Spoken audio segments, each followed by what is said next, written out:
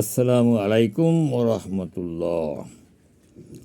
মাহফুজি TV ও public media 25 থেকে আমি মাকসুদুর রহমান মাহফুজি মানুষের চাহিদা এ সম্পর্কে সংক্ষিপ্ত আলোচনা করব।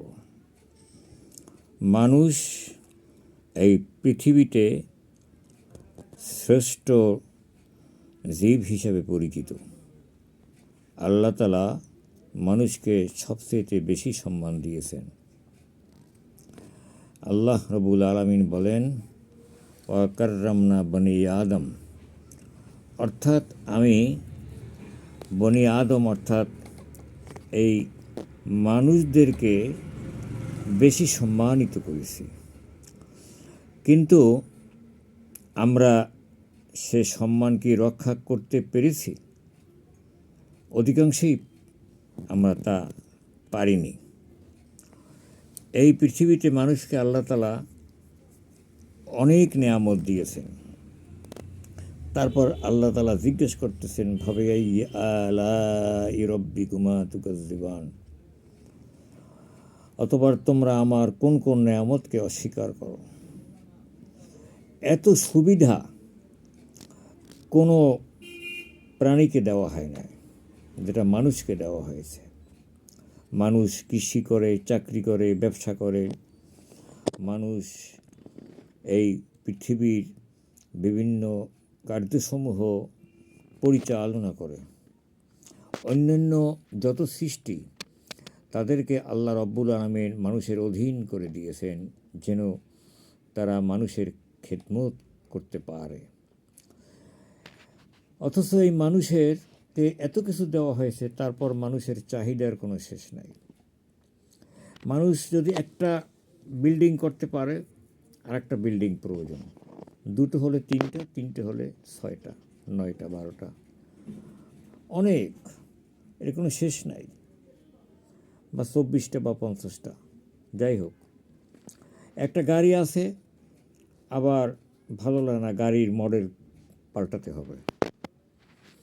আপনার একটা পোশাক আছে, সুন্দর পোশাক, অনেক দামিও, কিন্তু বন্ধুরা কি বলবে, একই পোশাক বারবার কি পরা যায়? প্রতি মাসে মাসে পোশাক নূতন নূতন নেওয়া হয়।